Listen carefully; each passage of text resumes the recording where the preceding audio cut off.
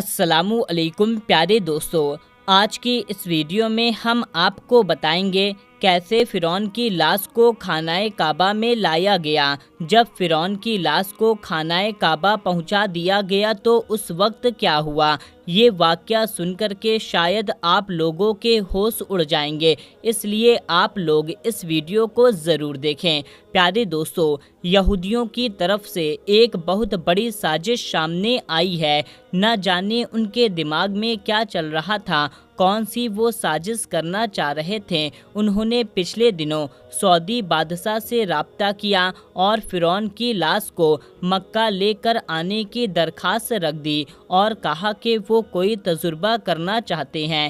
سعودی بادشاہ نے کافروں کی بات کو سمجھتے ہوئے، ان کی بات کو بھاپتے ہوئے اللہ تبارک و تعالیٰ پر بڑے یقین کے ساتھ انہیں اجازت دے دی۔ یہودی چاہ رہے تھے کہ وہ فرعون کی ممی کو لے کر جائیں اور یہ ثابت کر دیں یہ تو کوئی فرعون نہیں ہے، اس کو دنیا ویسے ہی فرعون سمجھ رہی ہے، لیکن اصل میں یہ فرعون نہیں ہے بلکہ کوئی اور ہے۔ یہی سوچ کر کے وہ فرعون کی لاش کو خانہ کعبہ لے کر گئے۔ تو دوستو، جب فرعون خانہ کعبہ کے سامنے آ گیا تو ایسا کیا معجزہ سامنے آیا جس کے بارے میں آج کی اس ویڈیو میں ہم آپ کو تفصیل سے بیان کریں گے، اور یہ معجزہ دیکھ کر کے دوستو یقین مانیے وہ سارے یہودی لوگ سجدے میں گر گئے۔ پیارے دوستو، 1991 سے پہلے اس دنیا کا کوئی بھی انسان یہ نہیں جانتا تھا کہ خدائی کا دعویٰ کرنے والے فرعون کی لاشوں کا کیا ہوا یا ان کے واقعات کا کیا ہوا، ان کے واقعات کہاں ہیں۔ الہامی کتابوں توریت، بائبل اور قرآن میں اس واقعے کا ذکر تفصیل سے ملتا ہے۔ حضرت موسیٰ علیہ السلام اور بنی اسرائیل قوم کا پیچھا کرتے ہوئے فرعون پانی میں ڈوب کر اپنی فوج کے ساتھ غرق ہو گیا۔ موسیٰ علیہ السلام اور ان کی قوم کو اللہ تبارک و تعالیٰ نے پانی سے گزرنے کا حکم دیا۔ اس کے بعد اس کا کیا ہوا، اس کے بارے میں بائبل اور توریت خاموش ہیں، لیکن قرآن پاک میں اس کے انجام کے بارے میں بہت ہی عجیب سی باتیں کہی گئی ہے جس کا کسی کو سمجھ نہیں تھا۔ اس کا مطلب کیا ہے، خود مسلمان بھی اس کو پڑھ کر کے نظر انداز کر دیا کرتے تھے یا اس کو سمجھنے کی کوشش نہیں کرتے تھے۔ اس کا اشارہ کس طرف ہے؟ پیارے دوستو، سورہ یونس میں فرعون کے مرنے کا واقعہ کچھ یوں ارشاد فرمایا گیا ہے، بس ہم تیرے جسم کو سمندر سے نکال کر اس طرح محفوظ کر لیں گے تاکہ تو بعد میں آنے والوں کے لیے عبرت کا نشان بن جائے۔ سورہ یونس آیت نمبر 92۔ دوستو، یہ واقعہ آج سے 3500 سال پہلے پیش آیا تھا۔ فرعون کے مرنے کے بعد سمندر نے اس کی لاش کو اللہ کے حکم سے باہر پھینک دیا اور اس کے باقی لشکر کا کوئی نام و نشان نہ ملا۔ مصریوں میں سے کسی شخص نے ساحل پر پڑی اس کی لاش کو پہچان کر کے اہل دربار کو بتایا، پھر فرعون کے لاش کو محل پہنچا دیا گیا۔ درباریوں نے اس کی لاش پر مسالہ لگا کر اس کو بڑی شان اور محفوظ طریقے سے تابوت میں رکھ دیا۔ اس لاش کو رکھنے کے دوران ان درباریوں سے ایک غلطی ہو گئی تھی۔ فرعون چونکہ سمندر میں ڈوب کر مرا تھا اور اس کے مرنے کے کچھ عرصے تک پانی میں رہا، جس کی وجہ سے اس کے جسم پر نمک کی ایک تہ بن گئی تھی۔ مصریوں نے اس کی لاش پر سے وہ نمک کی تہ ایسے ہی رہنے دے دی، اسی طرح سے اسے تابوت میں بند کر دیا۔ وقت گزرتا رہا، یہاں تک کہ اس کے ساتھیوں کی لاشیں بھی زمین کی تہ میں چھپ گئی، ان کا نام صرف کتابوں اور لوگوں کے ذہن میں رہ گیا۔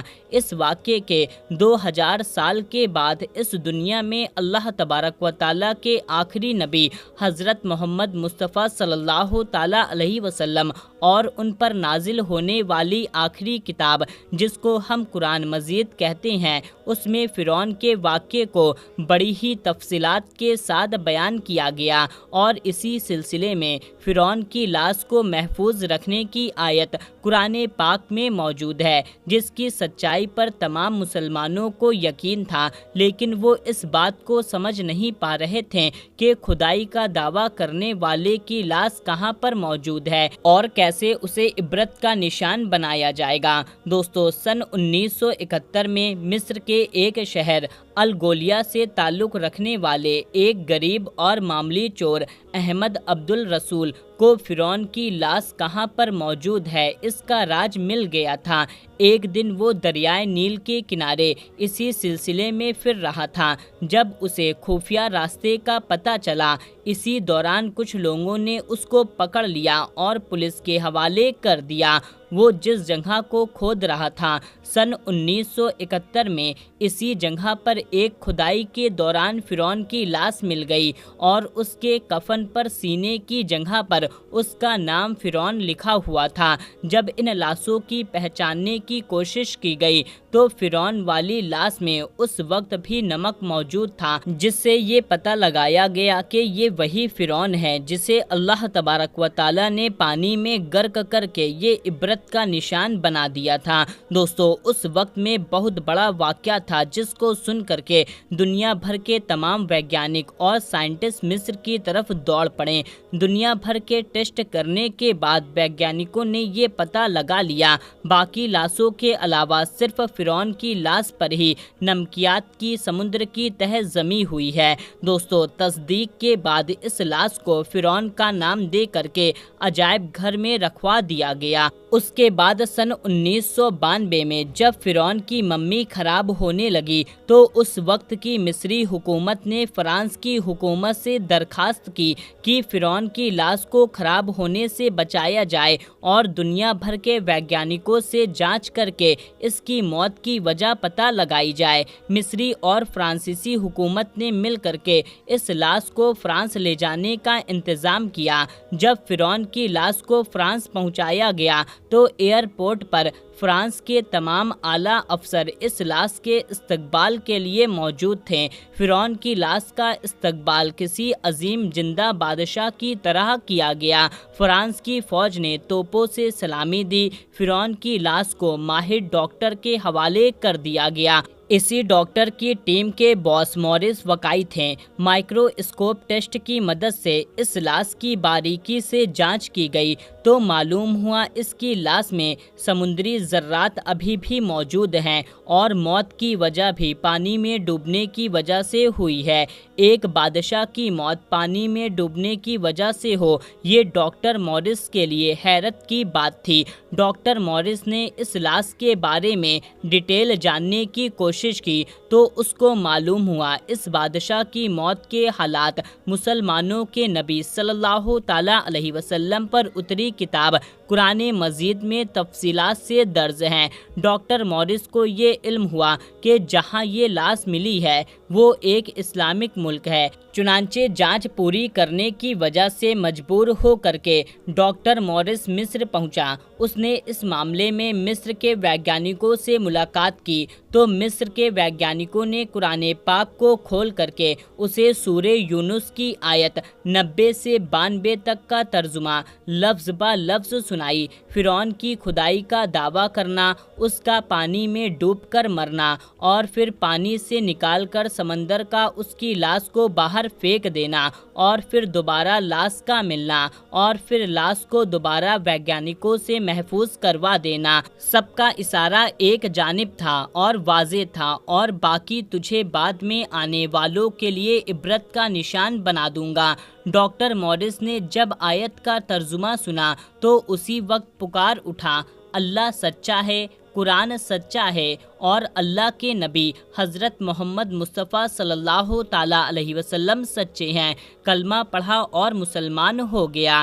دوستو، اس واقعے کے بعد یہودی کہاں رک سکتے تھے؟ یہودی تو صدیوں سے مسلمان بلکہ جتنے بھی نبی اس دنیا پر آئے سازشوں اور ان کو تکلیف دینے اور ان کو قتل کرنے میں لگے رہیں، اب کہاں رک سکتے تھے؟ اس رپورٹ کو غلط ثابت کرنے کی کوشش میں لگے رہیں۔ قرآن قرآن کی بات کو غلط ثابت کر دیں۔ اس سازش کے تحت انہوں نے فرعون کی لاش کو سعودی عرب لے جانے کی اجازت مانگی۔ اس وقت ان کے دماغ میں بس ایک ہی بات چل رہی تھی کہ خانہ کعبہ میں اس کافر کی لاش کو، جو خود اپنے دور میں خدائی کا دعویٰ کرنے والا رہا ہے، اس کو لے جاتے ہیں اور دیکھتے ہیں کہ اللہ تعالیٰ اس کی لاش پر کوئی اثر ڈالتا بھی ہے یا نہیں، اور اس کو اپنے گھر میں آنے دیتا ہے یا نہیں۔ اور اگر ایسا کچھ نہ ہوا تو کل ہم کہنے والے بنیں گے کہ یہ فرعون کی لاش ہی نہیں ہے، ورنہ اللہ تعالیٰ اپنے گھر میں اسے کیسے برداشت کر سکتا ہے۔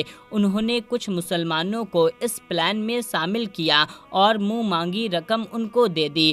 آخر کار وہ فرعون کی لاش کو ایک جنازے کی صورت میں لے کر خانہ کعبہ پہنچ گئے، مگر جیسے ہی انہوں نے فرعون کی لاش کو خانہ کعبہ کے سامنے رکھا تو کفن پر بہت ساری لاتعداد چیٹیاں نظر آنے لگیں، اور جب کفن کو ہٹا کر دیکھا گیا تو فرعون کی لاش پر چاروں طرف عجیب عجیب طریقے سے چیٹیاں نظر آ رہی تھیں۔ یہ دیکھ کر وہاں پر موجود تمام لوگوں کی چیخیں نکل گئی۔ ان چیٹیوں کو ہٹانے کی کوشش کرنے والوں پر بھی یہ چیٹیاں چڑھ رہی تھیں اور ان لوگوں کو کاٹنے لگیں۔ اس کے بعد ان لوگوں نے لاش کو اٹھا کر کے وہاں سے فوراً دوڑ کر کے باہر آ گئے۔ آتے ہی یہ ساری چیزیں غائب ہو چکی تھیں اور لاش ویسی کی ویسی تھی۔ یہ سارا معاملہ دیکھ کر کے وہ جتنے بھی لوگ تھے وہ خوف زدہ ہو گئے، اور سننے میں یہ بھی آیا وہ تمام لوگ کلمہ پڑھ کر کے مسلمان ہو گئے۔